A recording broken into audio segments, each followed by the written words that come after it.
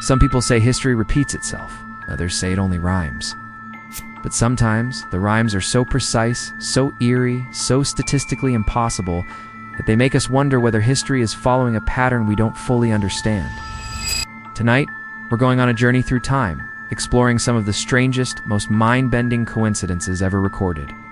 Stories that feel less like random chance and more like something guiding events from behind the curtain. So settle in, and let's explore the moments where reality felt scripted.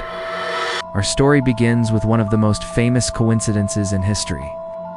In 1898, author Morgan Robertson published a novella titled Futility, or The Wreck of the Titan. It told the story of a massive, luxurious ocean liner, the largest in the world, and described as unsinkable. The ship's name, Titan. And in the book, on a cold April night, the Titan strikes an iceberg in the North Atlantic. It sinks due to a shortage of lifeboats, and over 2,500 passengers perish. 14 years later, in 1912, the RMS Titanic, another unsinkable ship, met the very same fate. It struck an iceberg, sank in nearly the same region of the Atlantic, and suffered a similarly devastating loss of life. Here's where it gets even stranger. Both ships were around 800 feet long. Both carried about 2,500 passengers. Both traveled at around 22 to 25 knots during the crash. Both lacked sufficient lifeboats. Both disasters occurred in April, and both hit the iceberg on the starboard side. But the eeriest detail, Morgan Robertson denied predicting anything. He simply said the similarities were the result of his knowledge of ships and destiny. A coincidence, or something more?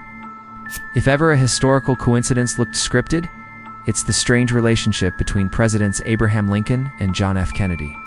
Many of these parallels have been retold for decades, but tonight, we'll slow them down and separate truth from myth. Here are the verified facts. Lincoln was elected in 1860. Kennedy in 1960, exactly 100 years apart. Lincoln's vice president was Andrew Johnson, born in 1808. Kennedy's vice president was Lyndon Johnson, born in 1908. Again, exactly 100 years apart. Both men were named Johnson. Both were Southern Democrats, and both succeeded the presidency after an assassination. Lincoln was shot on a Friday while attending a theater. Kennedy was shot on a Friday while riding in a motorcade. Lincoln was shot by John Wilkes Booth, Kennedy by Lee Harvey Oswald. Each assassin is known by 3 names, and each name totals 15 letters. Both men, of course, were succeeded by a Johnson. But here's the part that feels unreal. Lincoln was shot in Ford's theater. Kennedy was shot in a Ford, the Lincoln limousine. For decades, people have debated whether these parallels reveal something deeper. Are they random, numerical patterns, or signs that history moves through cycles, repeating major figures and events in new disguises?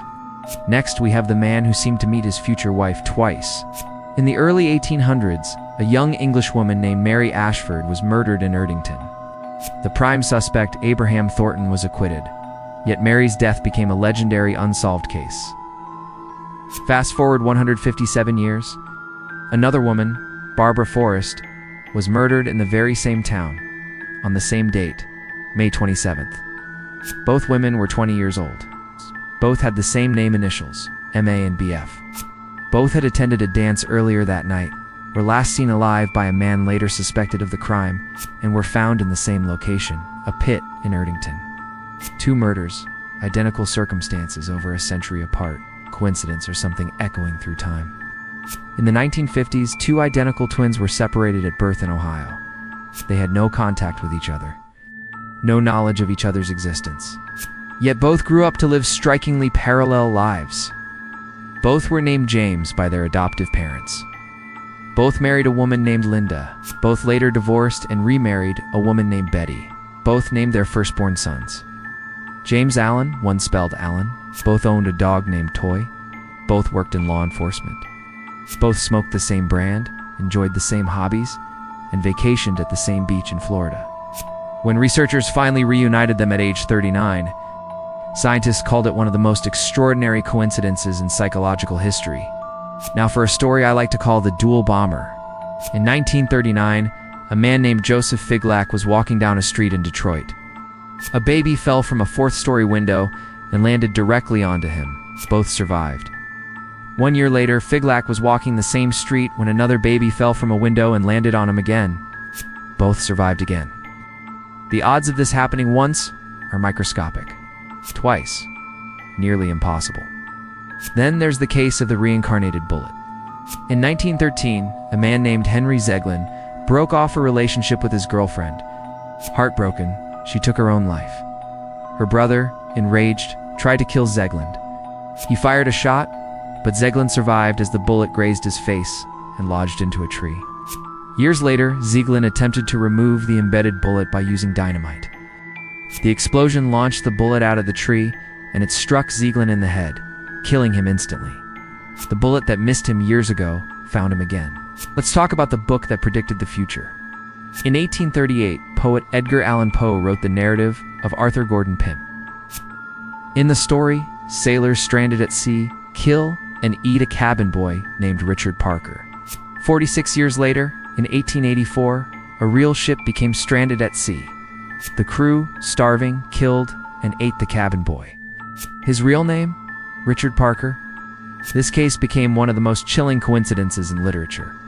So unbelievable that during the trial, lawyers actually referenced Poe's novel as evidence of some cosmic irony. Finally, we have the curse of Alexander the Great. When he died, every major general who carried his body met a mysterious or violent end. Centuries later, a belief formed. Whoever disturbs the tomb of Alexander will face destruction. In 1941, Hitler ordered an excavation in Alexandria searching for the lost tomb. The mission failed, and within 4 years, the Nazi Empire collapsed. Is that coincidence? Or are historical patterns deeper than we think? So what do we make of all this? The unsinkable ship prophesied. 2 presidents separated by a century but linked in fate. Deaths repeating themselves. Lives echoing backwards.